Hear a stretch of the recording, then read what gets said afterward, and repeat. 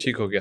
مفتی صاحب، کیا اذان کے علاوہ نماز کی طرف کوئی اور طریقہ ہے بلانے کا؟ مسلمانوں میں رائج تو ہے اذان، مگر کیا اذان، یعنی میں ایک سپوز کر رہا ہوں کہ دو لوگ ہیں، دونوں ہی گونگے ہیں، تین لوگ ہی گونگے ہیں، اذان نہیں دے سکتے، آواز اچھی نہیں ہے، کوئی بھی بات ہے، تو کیا اذان کمپلسری ہوتی ہے؟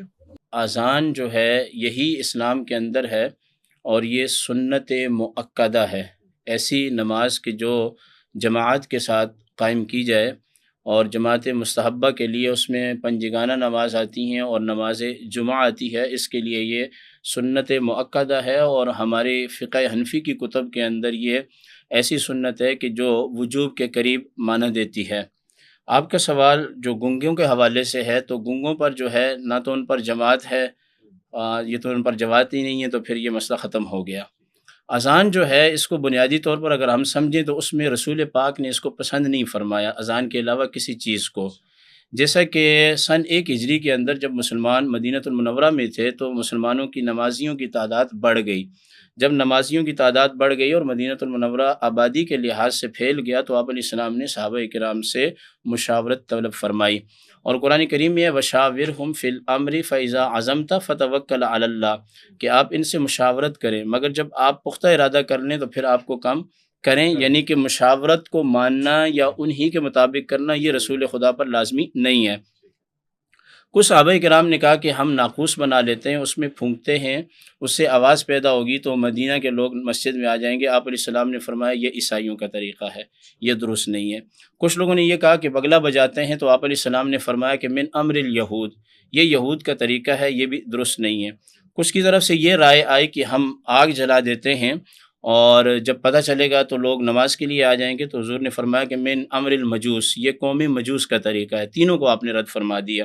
حضرت عمر رضی اللہ تعالیٰ عنہ نے یہ رائے پیش کی کہ ہم ایک شخص کی ڈپٹی لگا دیتے ہیں جو کہ اعلان کرے تاکہ لوگ نماز کے اندر آ جائیں اور جماعت میں حاضر ہوں۔ اب دن بھر یہ مشاورت ہوئی تو رسول خدا نے آگ کو بھی پسند نہیں کیا، ناقوس کو بھی پسند نہیں کیا، باجے وغیرہ جیسے بجائے جاتے ہیں ان تمام چیزوں کو پسند نہیں کیا۔ آپ کے سوال کے جواب تو آ گیا۔ جب یہ صحابہ کرام رات کو سوئے تو ترمذی شریف کے اندر حدیث پاک موجود ہے، سیدنا عبداللہ بن زید رضی اللہ تعالیٰ عنہ یہ تشریف فرمات سوئے ہوئے تھے، آرام کر رہے تھے، اور اسی اثناء میں دیوار کے اوپر 2 سبز رنگ کی چادریں پہنے کوئی شخص آیا اور اس کے ہاتھ میں ایک باجا تھا۔ تو انہوں نے کہا کہ یہ آپ مجھے بیچ دیں، کیونکہ وہ دن بھر جو رائے چل رہی تھی وہی ذہن میں چل رہا تھا۔ تو انہوں نے کہا کہ کیا کرو گے؟ کہا کہ اس سے ہم بجائیں گے اور نمازی جمع ہوں گے۔ تو کہا کہ اس سے اچھی چیز تمہیں نہ سکھا دوں میں؟ تو عبداللہ ابن زید رضی اللہ تعالیٰ عنہ کہنے لگے اچھی چیز سکھائیے آپ۔ تو پھر انہوں نے پڑھا اللہ اکبر اللہ اکبر، یہ 4 دفعہ، پھر اس کے بعد شہادتین، حی علی الصلاح حی علی الفلاح، پوری اذان جو ہے سوائے الصلاۃ خیر من النوم کے، یہ مکمل جب اذان پڑھی تو یہ ایک ایسے تھے کہ جذبات میں بہت زیادہ تھے، ان سے رہا نہیں گیا، یہ بھاگتے ہوئے حضور علیہ السلام کی بارگاہ عالیہ میں آئے اور یہ سارے کلمات کہہ سنائے۔ جب یہ سارے کلمات کہہ سنائے تو آپ علیہ السلام نے فرمایا کہ حضرت بلال سے، ترمذی کے الفاظ ہیں، حضرت بلال سے کہیں کہ وہ جہیر الصوت ہیں، یعنی کہ بلند آواز والے ہیں، وہ یہ اذان دیں۔ اچھا، یہی خواب جو ہے وہ حضرت عمر بن خطاب رضی اللہ تعالیٰ عنہ کو ابھی آئی تھی۔ عبداللہ بن عمر کے الفاظ یہ ہیں کہ عبداللہ بن زید جو ہے وہ جذباتی آدمی تھے اور ضبط نہیں رکھ سکے، تو وہ رات کے وقت ہی آگے حضور کی بارگاہ میں، اور حضرت عمر بن خطاب رضی اللہ تعالیٰ عنہ اس لیے نہیں آئے کہ سرکار دو عالم صلی اللہ علیہ وسلم آرام فرما رہے تھے۔ جب یہ آواز گونجی نا، بڑے ایمان افروز الفاظ ہیں، تو حدیث کے اندر آتا ہے کہ حضرت عمر بن خطاب رضی اللہ تعالیٰ عنہ چادر کو گھسیٹتے ہوئے آپ علیہ السلام کی بارگاہ عالیہ میں پہنچے اور عرض کی یا رسول اللہ، یہ جو الفاظ ہیں نا ہو بہو اسی طرح مجھے بھی یہ خواب کے اندر آئے ہیں، لیکن بازی لے گئی عبداللہ بن زید۔ اب یہاں کئی سوالات ہوتے ہیں، ان میں سے چند سوال۔ پہلی بات تو یہ ہے، کوئی سوال کرنے والا یہ سوال کر سکتا ہے کہ آیا یہ خواب کے اندر صحابہ کرام کو اذان بتائی گئی یا خواب کے اندر آئی، سکھائی گئی، انہوں نے رسول خدا سے کہا اور پھر رسول خدا نے آگے؟